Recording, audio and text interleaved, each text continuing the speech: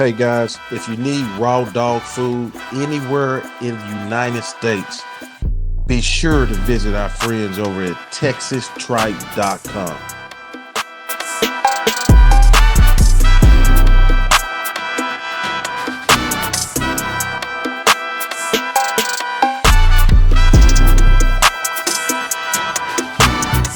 Welcome to NWA Cane Corsos Podcast, where we talk all things dogs.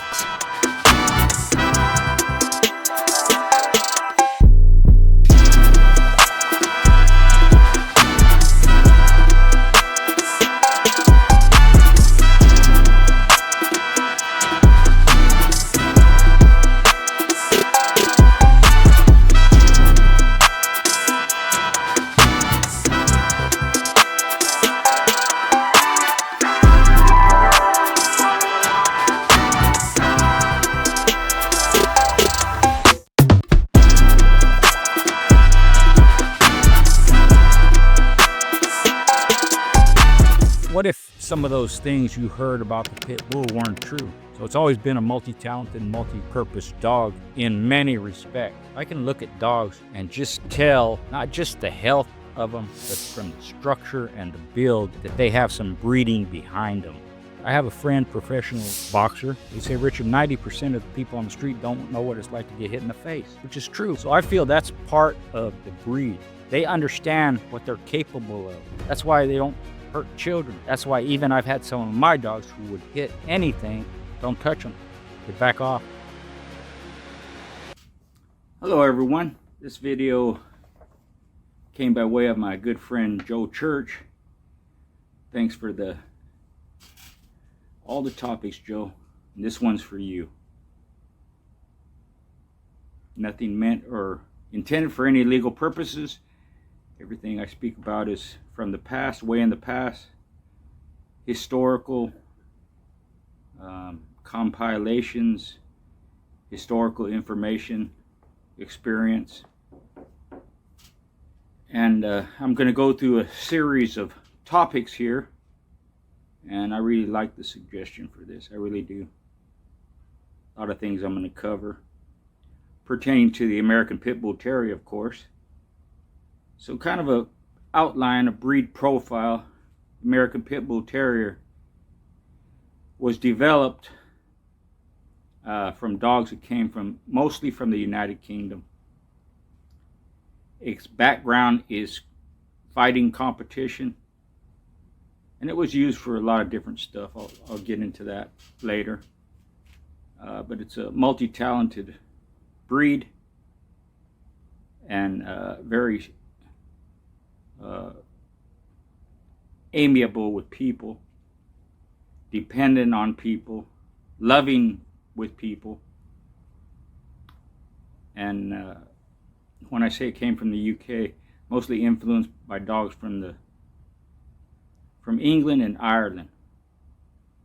The quote-unquote bulldog from England, quote-unquote terrier dog from Ireland, with some influence of Wales, Scotland, maybe even Spain. Fighting dog goes back at least 4,000 years to ancient Samaria. It's a product and development of the Mastiff, ancient Mastiff or Molosser dogs that were used during wartime. From there, it developed into a sport, fighting competition sport. Made its way to England and then the United States and throughout the world. So, when you talk about the pit bull, everybody has an opinion about it, or how they were introduced to it, how they found out about it, what they've read about it, the media, all this stuff. What if some of those things you heard about the pit bull weren't true, were wrong? And I'll get into that a little bit also. So this video here, I'm going to try and provide an accurate, in-depth look at the breed, try to separate fact from fiction, and help you guys understand, what makes the breed unique and why it's often misunderstood.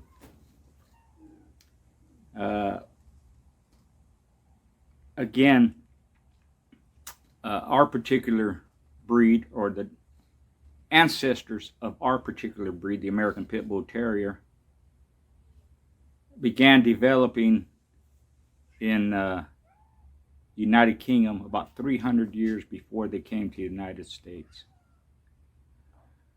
The conception, and I don't necessarily agree with it, was that the Bulldog, which later would become the Old English Bulldog, but the Bulldog back in England didn't look that way. And the Bulldog, when it came to here, the fighting dog didn't look like the Old English Bulldog, that brachycephalic, pushed in shape, can't hardly breathe or move. That's a remnant of what the breed originally was. Bred more for show, more for looks. But even early on, the Bulldog, the Old English Bulldog, didn't look that way. Stood taller, breathed better, had better conformation, even though it was always thick and bulky and had a big head and maybe a little undershot. Now it's just the undershot is so pronounced the teeth don't even come together. But that's basically where the origin of the breed started. And like I said before, that if you want to trace it back to ancient Samaria, you follow history. So you have the breed, let's say 1500s, 1400s in England, in the United Kingdom. How did it get there? By the Romans, who were influenced, who used dogs of war. The Romans were influenced by the Greeks. Greeks were in Egypt, Northern Africa, Middle East, Samaria, all that area was a hotbed of development and civilization, foundation for many, many different cultures. The dog was domesticated thousands of years ago. Almost every culture on the face of the earth uses a dog. And if you take if you remember back in the day when a lot of people were kids that grew up with dogs, had different kinds of dogs. Didn't matter if it was a German Shepherd, a Doberman, a Collie, whatever it was. Dogs fought. A lot of times they were encouraged to fight. Now, it wasn't to the extreme of the American Pitbull Terrier, but they fought. And the point I'm making with that is every culture had dogs that fought. Whether it was for sport, whether it was for entertainment, whether it was just the natural instinct of canines to dominate, to prove who's the alpha, to fight over food and sex and territory, to protect their owners and livestock, property. Fighting is in the nature of almost all animals, and especially with predators, which dogs come from predators. So within that, even the pit bull itself, the fighting dog, because before it became the pit bull, that's the term I use. I just call them fighting dogs because they had a lot of different names, whether it was pit and bull, whether it was Yankee Terrier, or whether it was bull and terrier, bulldog, pit dog, whatever, tons of different names, Staffordshire Terrier, whatever. I call them fighting dogs because that was their main purpose. But they were multi-purpose dogs just like they are today. So were they used in the past for livestock? Yep. Herding, control, I'd have to say yes. And it may be documented some places. And maybe there's old paintings and pictures and drawings, not pictures, but drawings and paintings, statues of dogs resembling pit bulls or those old fighting dogs that were used for different purposes. So it's always been a multi-talented, multi-purpose dog in many respects, even though the basis for the breed was fighting. Has intelligence, athletic ability, spirit, bonds with humans, dependent on humans, spiritually, emotionally, and intelligent means, when I say that, means they can learn all kinds of different stuff. I had a friend in Panama, had a purebred, almost pure Boudreaux female. She was a top bomb and drug sniffing dog in South America. I've been on several hog hunts, pit bull mixes, straight pit bulls, hunting hogs. They're used for hunting coyotes, varmints, squirrels, rabbits, all kinds of stuff. So yes, they can be used in hunts. They can be used in police work.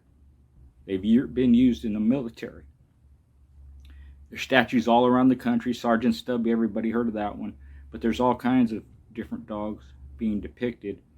Pit bull type dogs, or pit bull theirself, or Staffordshire, or something along those lines.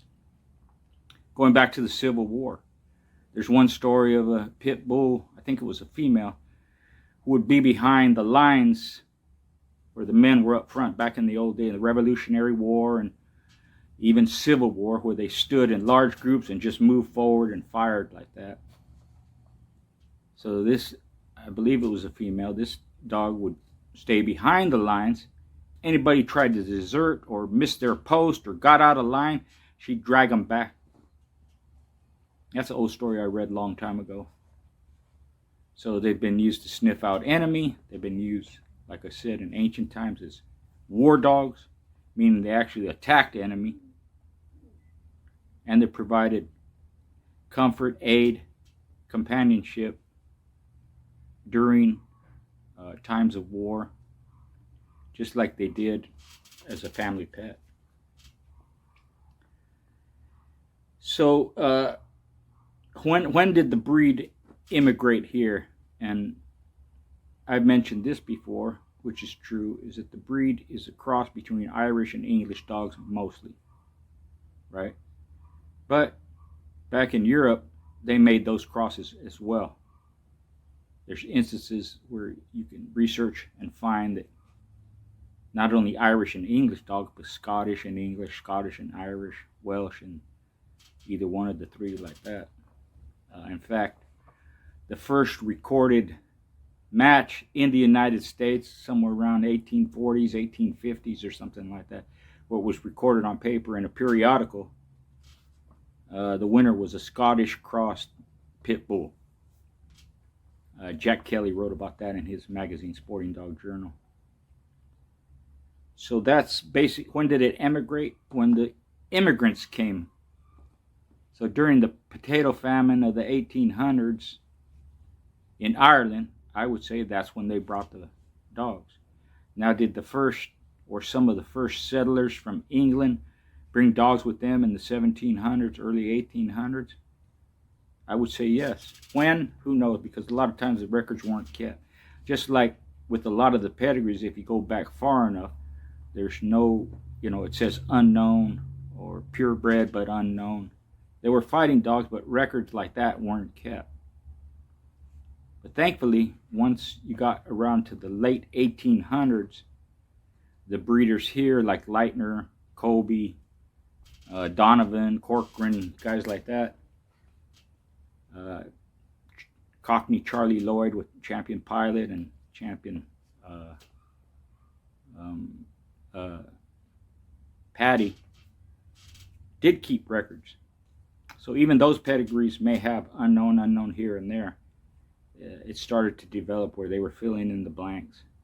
And you move forward, most all pedigrees are known. There's still, even in modern day, you're going to have some that are unknown for various reasons. But for the most part, pedigrees, the records were kept.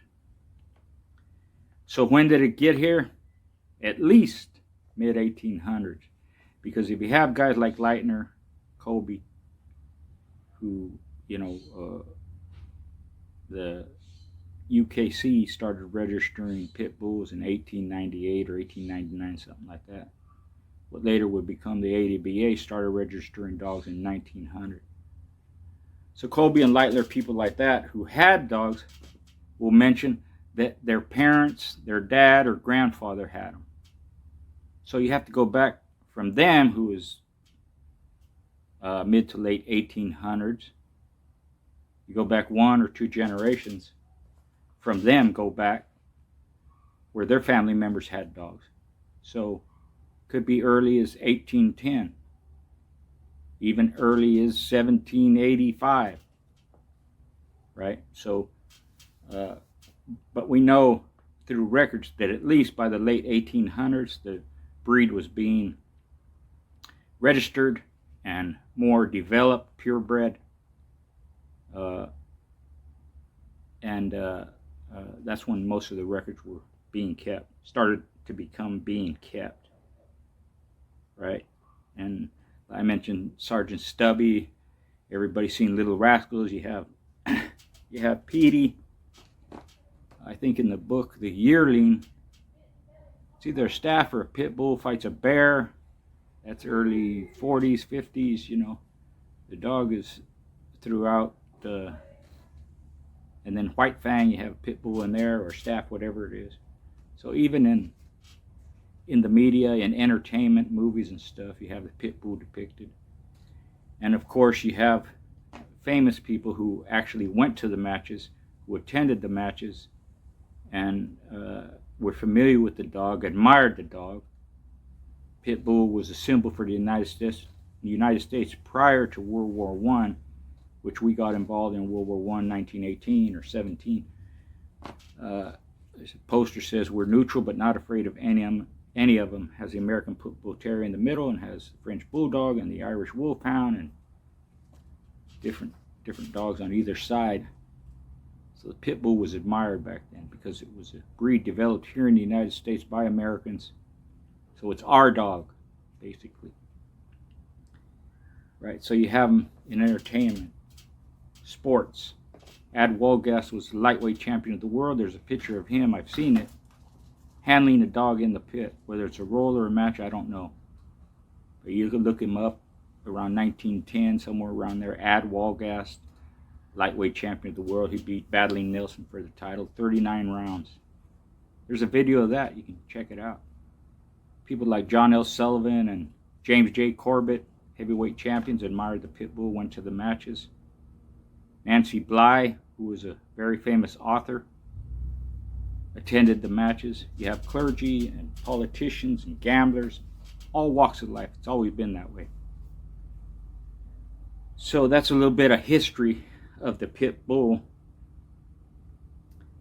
But throughout the years, you know, there's been kind of a shift in the reputation.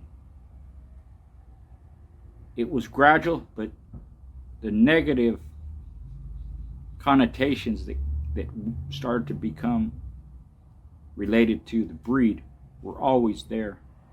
I mentioned Cockney Charlie Lloyd. Famous match between Pilot and was an Irish dog from Kentucky. I forget the dog's name. Anyways, that match was reported all over the place. Crib was the dog's name. Pilot and Crib. Pilot won. It was in Richard K. Fox's magazine, The Police Gazette. It's in New York Times periodicals and newspapers at the time reported. And different books have it. Almost every old-time dog, and Armitage and different books mention that match. At the same time, there was a writer who wrote negative about it, how cruel it was, bloody and all this stuff. So the negative connotations have always been there. But the general public admired the pit bull because not only because it was a breed developed here, but because of its loyalty, companionship, amiability towards people, work ethic, and how it was used by the military and farmers and ranchers and the general public. The dog can be anywhere. It can be out on a farm, it can be out on a ranch, it can be in town in an apartment. Andre Giroux, famous dog man, lived in an apartment, had several champions and grand champions. So the dog is versatile and it's adaptable to many situations. So a lot of the negativity comes from irresponsible owners. Some of it is not culling human aggressive dogs. Some of it is not confining the dogs properly. They get loose, not just to hurt people. Most of them won't. They don't. They have no intention of.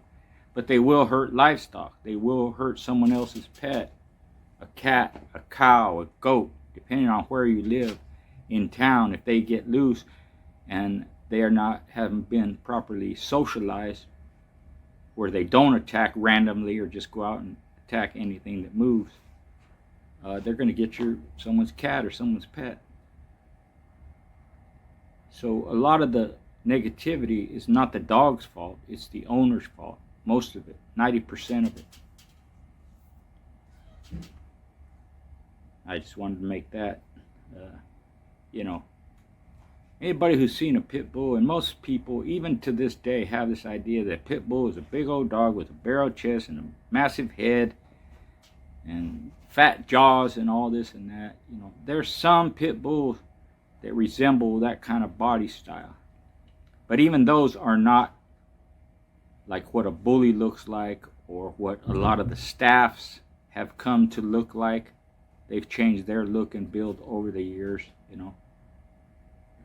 And I guess you have to have the experience to know the difference.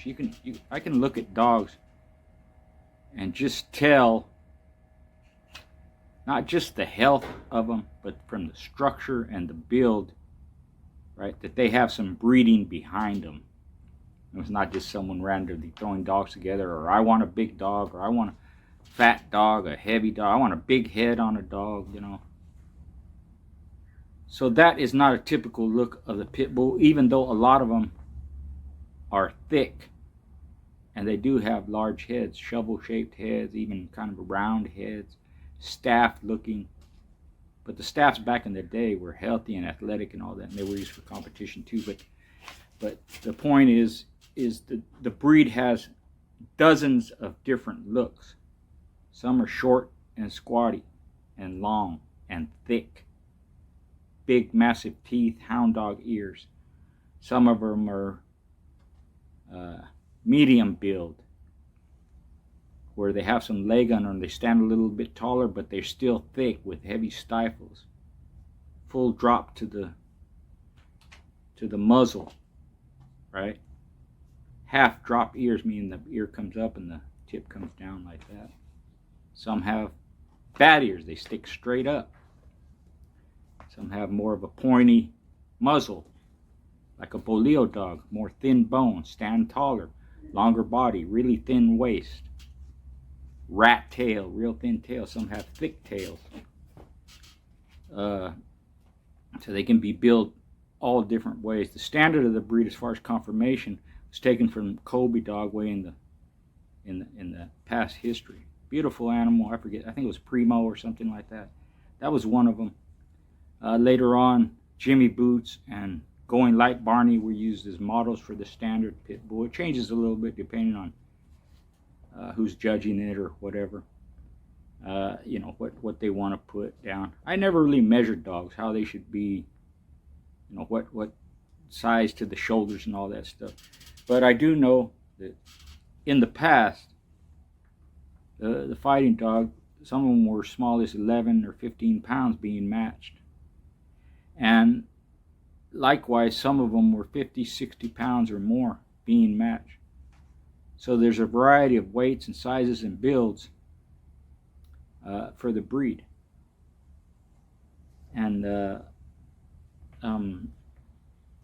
like I said, some of the heads are different, muzzles, all that, along with being different weights.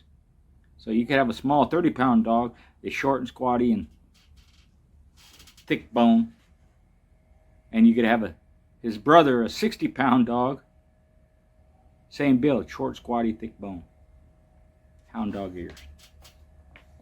That's just the variety of it. And I think where that comes from is when you think about competition, if you think of boxing or wrestling or UFC, MMA fighters, they have a range of weight divisions. It's the same thing with the breed. And then you have different breeders who prefer certain builds, certain looks, certain sizes.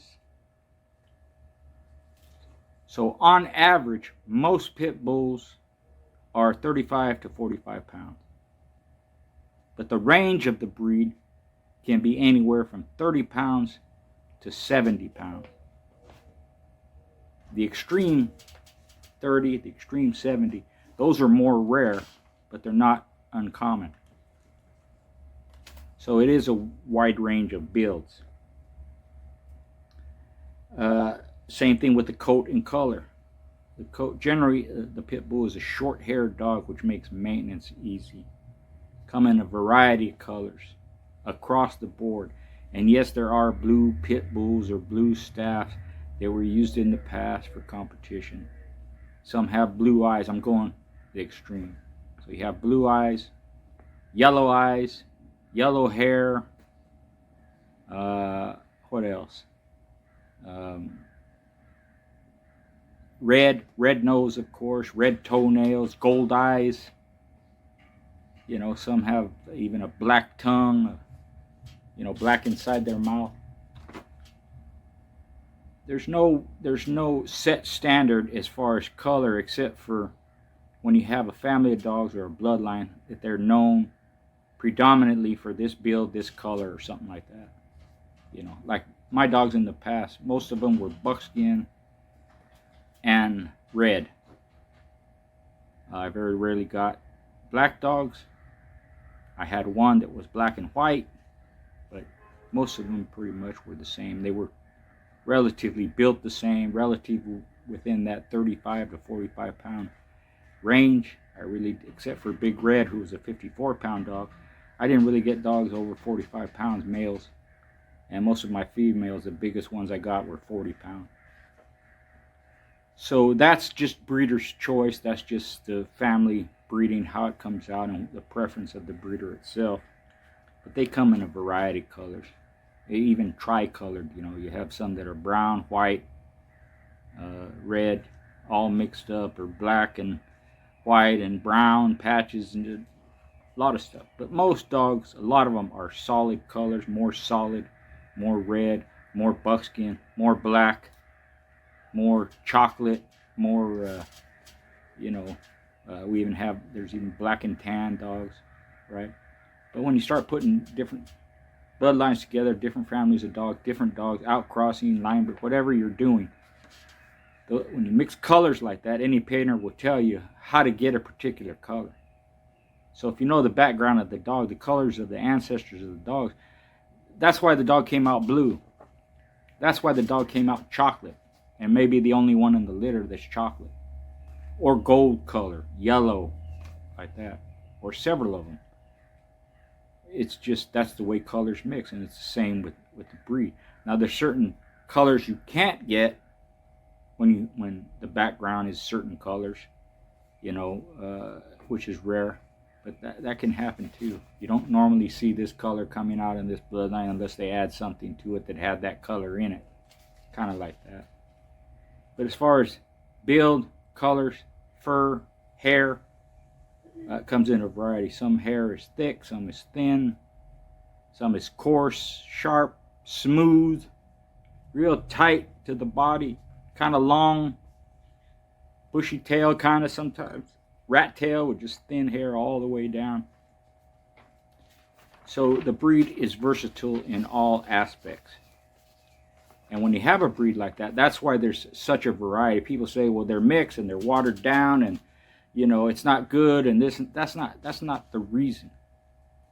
That may be the reason in modern times where there's no standards by a lot of people that are breeding dogs. They don't have any rules for themselves or how they breed. A lot of people are not breeders. They breed dogs. But when you have all these varieties within the breed and using it for a function and it has a purpose, you're going to have a variety in looks and hair and style and athleticism and all that, just because whatever the function is you're using for, this build and this size is better for that particular individual.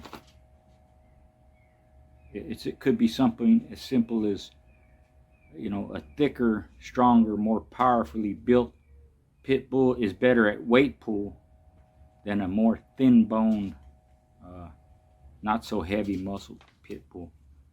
Where the thin-boned one may win all the treadmill races or even the wall climb, whereas a more thicker, stout one would not. So just look at it that way.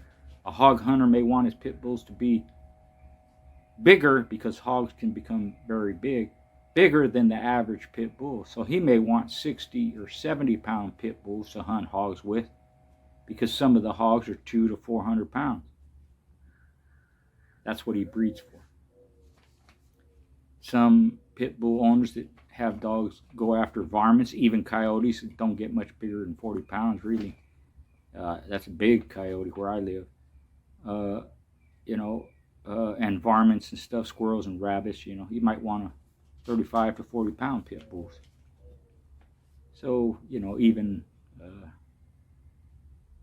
hunting raccoons and badgers and stuff like that, kind of on the smaller size where they have to get in a hole or they have to go through brush or something like that. Smaller dog is better suited for that. So, some of the temperament and personality, again, the breed is very human, dependent, amiable towards humans. Mine certainly, and many of them are good with children. There's a distinction between adults and children. The dogs understand that. Where they may be a little rough with an adult because we're bigger and we're more hands-on that way. Where a child is small and weaker and timid and not that way, and they're more gentle with the children. Mine were certainly that way. They wouldn't jump on no kids. They wouldn't accidentally step on kids. They were very careful around children, where they wouldn't knock them over, especially the younger the kid. They're not stepping on them or slobbering on them or knocking them over. Dogs are very loyal, very affectionate, brave, even in the different situation. It's not all about gameness. It's not all about that aspect of it. Brave in that they don't really fear anything. If they're socialized and brought up properly, there's very little that bothers them, including loud noises and strangers, strange surroundings, different surfaces. If you keep anything confined and it becomes introverted and they're not socialized, they don't get out and about and they don't see anything except their 8x10 kennel or their chain setup, whatever it is. Even different surfaces like cement or grass or tile or linoleum freaks them out. Can do that because they haven't been exposed to anything. Again, that's the human's fault. That's not the dog's fault. They generally aren't born that way. But because of the epigenetic aspect of it, they can learn to be that way. Timid and shy and fearful. So that's why I always encourage people to get out with your dogs and do something with them. Kind of like Carol Shelby used to say about the cobra, snake, Mustangs and all that stuff. Drive them. Get out there and drive them. That's what they're for. You never could understand why people just put them up in a showroom and, they were built to be driven. So the pit bull is built to be worked, built to get out there and out and about and do things. And if you show the breed in a positive light in public, it changes people's mind. It has that effect. So, they have a desire to please you. That's part of their intelligence. They're in tune with you spiritually, with the human. And if you know how to train them to do something, or a lot of it is repetitive. You just repeat it over and over. The dog picks up on it and then he'll do it. You encourage the good behavior. Dog can learn a lot of different things. We know dogs, we've seen pictures of the dog driving cars, riding bicycles, jumping through fire hoops in the circus, dock diving, swimming. So yeah, it can be taught, but that comes with the experience of the human being and understanding of the breed. I always thought it was important for children to be raised with dogs. Mine certainly were. I was. Not even pit bulls till I was 18, but different dogs, German shepherds and cattle dogs, Kelpies and shepherds that work cattle, mutts, all kinds of dogs. So I think that's important. That's kind of a lost art in our society. If you wait till you're an adult to get a dog, now you got to do much research and studying. Even though you think you know a dog, you don't. It's hands-on. It's time. It's patience, experience to know dogs. So some of the, one of the terms that comes up, nanny dog, I don't like how it's used. I've always contended that it comes from this old picture that was put out in different magazines and books. Somebody wrote nanny dog on the back, and it was nanny dog in parentheses. Kind of meant like a joke. The dog was not bred to babysit children, even though it could possibly do that. But that's not a purpose of the dog. It could be some dog's purpose for the dog, the breed, to watch children, but the nanny dog it's a term that's been taken out of context. That's the way I feel. When someone says that's what the dog was bred for, no, it wasn't. Maybe in particular that's why someone has that dog. And if someone's going to breed a line of nanny dog pit bulls, okay, show me where that happened. But to say that's what the dog was bred for, no. Just like to say the dog was originally bred for herding livestock, no, it wasn't. People in their efforts to get away from the negative connotations of the breed will give misinformation. The fact that it was a fighting breed, that was its original intent and function, is what makes it such a great dog. That amiability and love and spiritual connection with people is directly related to its gameness. If you look at it this way, I met several professional fighters. Most of them were humble, spoke even softly. They weren't braggadocious. They weren't insulting. They were humble. Why? Because they knew what they could do to a person. I have a friend, was a professional boxer. He told me many, many years ago, he said, Richard, 90% of the people on the street don't know what it's like to get hit in the face, which is true. Most people, maybe not so much now, and maybe more so now, most people don't know what it's like to fight. So I feel that's part of the breed. They understand what they're capable of. That's why they don't hurt children. That's why even I've had some of my dogs who would hit anything and attack anything, confront another dog, and the other dog cows down, gets in a fetal position, submissive, and my crazy dogs who will hit anything, don't touch them. They back off. Because there's no pleasure, there's no joy, there's no excitement in attacking something that doesn't want it. So that's what I mean when it's directly related to its gameness.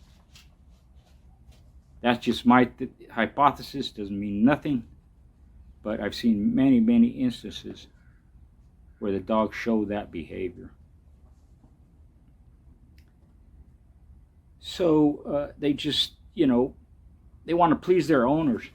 That's I think 90% of the time, that's what they're thinking about. What they can do for you. How they can get your affection.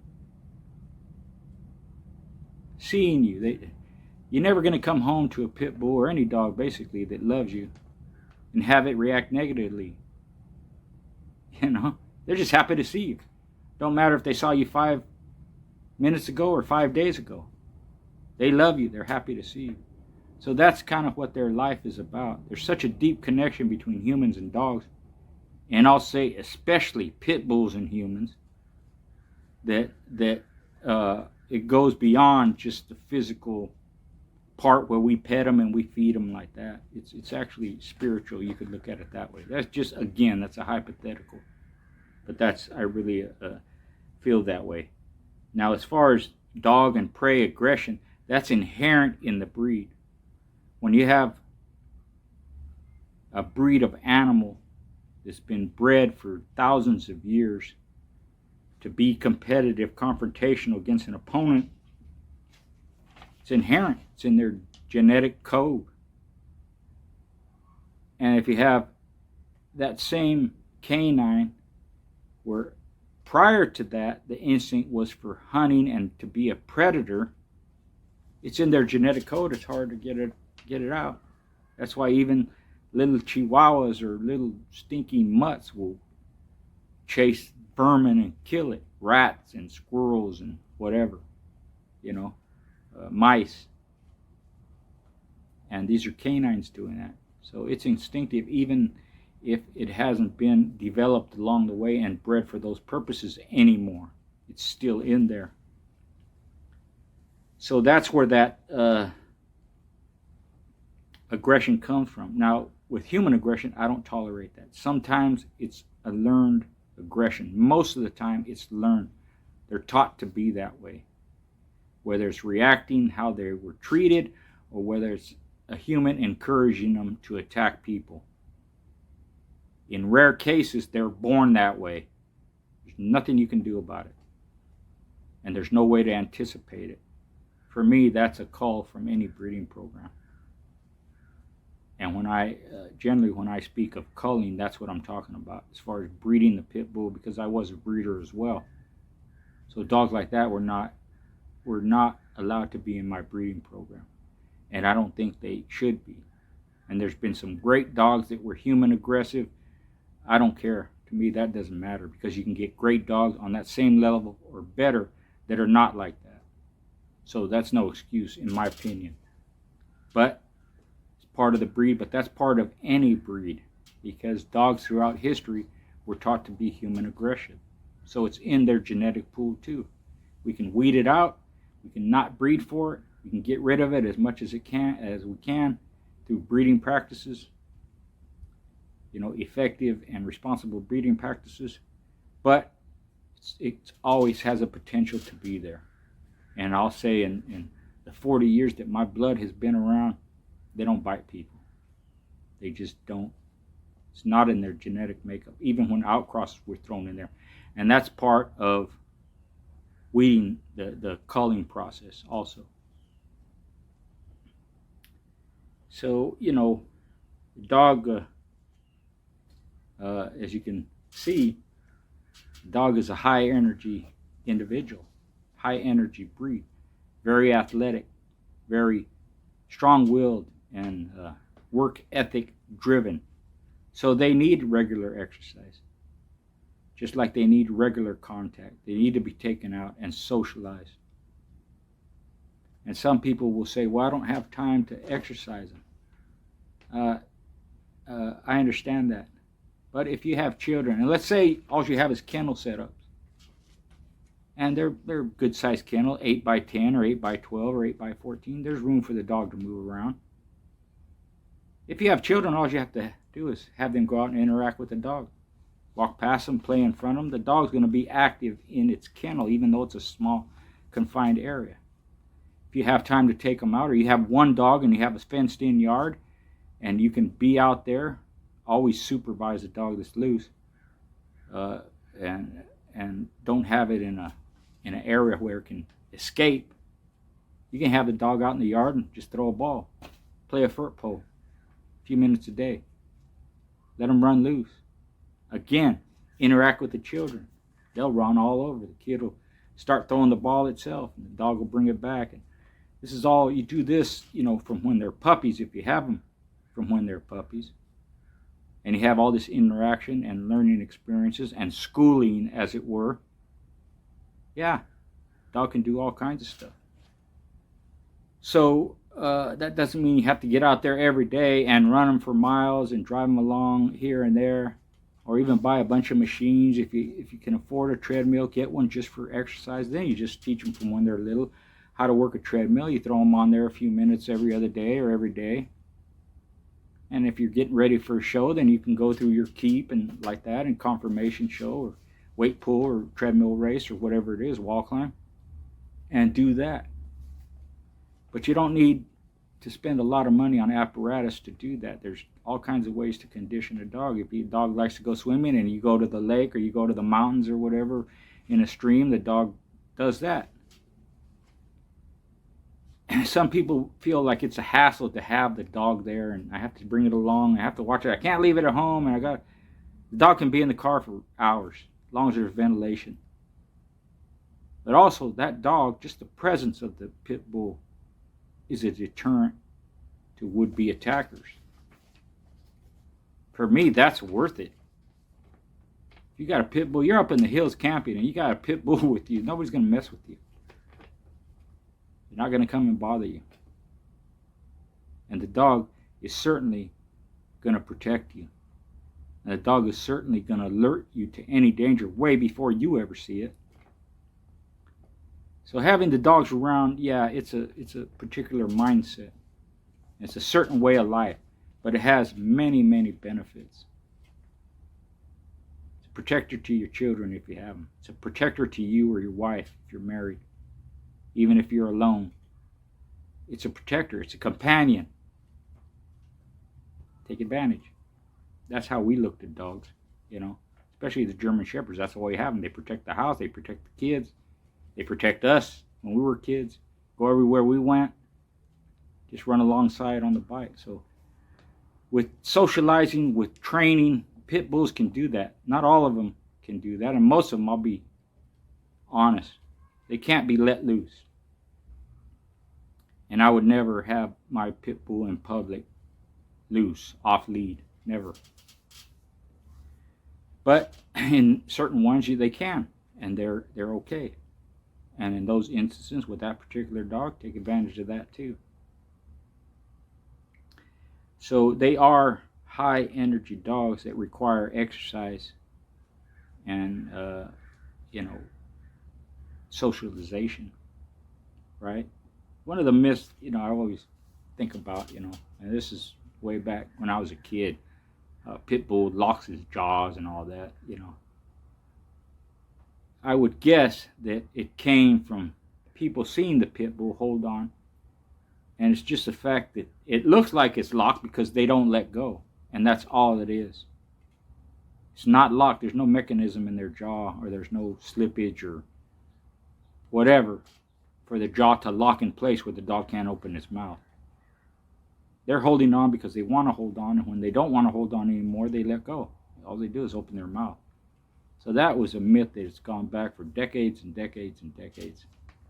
It's just the fact that they're so strong-willed, and when they grab a hold of something and they don't want to let it go, they're not going to let them go. That's why the breaking stick was developed and used to pry open a dog's mouth. It takes a few seconds. Longer if the dog is not tired, or he just held on, or he's real strong or a little bit bigger. But it can be done even if it takes you a minute or two. But generally, it's just a few seconds to break a dog using a breaking stick if you know how to use it. Maybe one day I'll get into that. I've done videos on that before. They just don't transfer over without having a dog in front of me. How to actually use one. So, a lot of people think they're baby killers. That's where that's been developed, because there have been attacks by pit bulls. I know in my 45 years, 47, almost 50 years being involved with the dog, I know of 3 attacks on children that were avoidable. And it happens. But most of the stuff you see in the media, most of the stuff you see on TV are not pit bulls. They're not even staffed.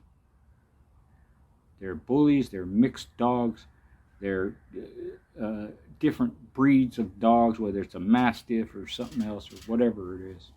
They're not pit bulls, and obviously anybody who's experienced can look at them and tell not a pit bull. It could be a staff, could be a bully, could be just a mutt that somebody even mistakes it for a staff or a bully. It only have to be those breeds. But they're definitely not pit bulls. That's for the most part.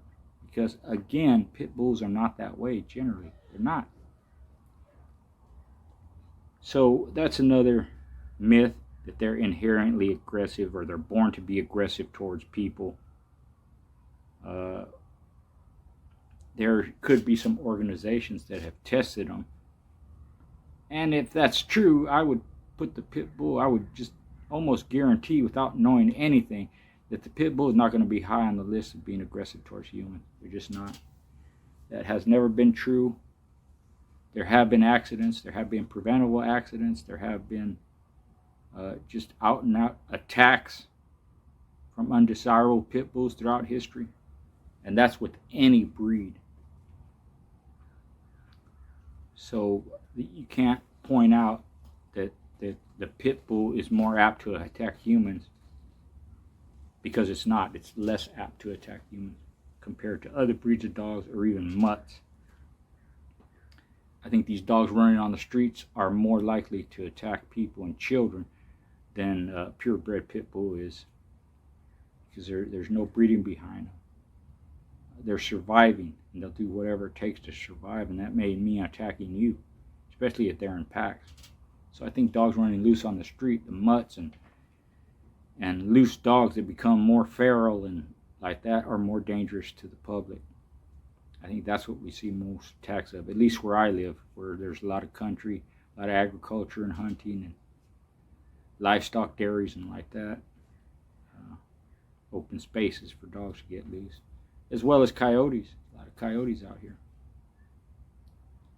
So, basic health and care for the dogs is you need, before you get any dog, and I've talked about this before, is they need to be confined, for one, either in a fenced-in yard or a kennel, or back in the day we had chain hookups or cable runs or something like that, right? But you need to have their housing, their area set up. You want to set the house up where the wind blows. It doesn't blow directly in the house during the winter time. You need shade from the elements, the sun, and even the rain for the dog. They need enough area where they can go to the bathroom in one area and eat in the other part away from that. Dogs are pretty clean. They really don't like that unless they're just forced to live like that. So you need the housing hookup. When you get puppies, they need to be healthy, structurally sound, dewormed, deloused, vaccinated. As they grow up, they need proper food, good animal protein-based diet with fat, little bit of carbs if you like carbs. Almost everything. There's a lot of food has carbs. So I've heard a lot of people tell me, I don't feed carbs. Well, tell me what you feed. No. Well, I give sweet potato. Well, that's carbs. Give any grains, any rice, any honey, any fruit. Those are complex carbohydrates. A lot of them are. So, but I've broken it down before. Around 28% protein, for an athletic dog like the pit bull. Maybe 22% fat, 5% carbs. The rest is mineral, vitamins, trace elements like that. Your magnesium, cobalt, whatever. Greens. You can feed internal organs, liver, stomach, kidneys, stuff like that. Those are in smaller amounts. The main source of their diet is meat and fat, and they need, like I said, that's where the greens and vegetables and some of the internal organs, that's where they come in, because they have iron, they have B vitamins, they have even vitamin C and D, you have calcium, things like that. So they need a good diet, and pups, when they're young, you can feed them 2-3 times a day. As they get older, twice a day, and as they're adults, once a day. That's kind of how I did it. Up until 6 months, 3 times a day. Twice a day, 6 months to a year. After a year, once a day. That's how I did it. Everybody has their method, right? So what I've noticed, especially lately, because back in the day, this wasn't so common, and I think it speaks to the durability and even the products that are available. The durability of the breed itself, being that it was more functional back in the day, and the products, nutritional products that are available, meaning it's kind of a double-edged sword. So we have better food. We have better knowledge of nutrition. But there's also chemicals and steroids and additives and antibiotics and all this crap that's in food, where not so much back in the day. So you can still feed that way like they did back in the day, even though back in the day maybe the kibble and some of the food, dogs weren't fed the best food. Crap, whether it's tortillas or bread or corn and whole corn and stuff like that. Sometimes the diet wasn't the best, even though the food itself may have been a better quality. It wasn't necessarily better for the dog itself, kind of like that. So it's just a matter of searching, doing your research. I mean, if you have access to wildlife, and you live where you have access to livestock yourself, whether you have chickens, or you have a hog or something like that, or even beef cattle. If you know a local butcher that gets cattle or animals that don't have all this crap in it, you might search them out and go through that.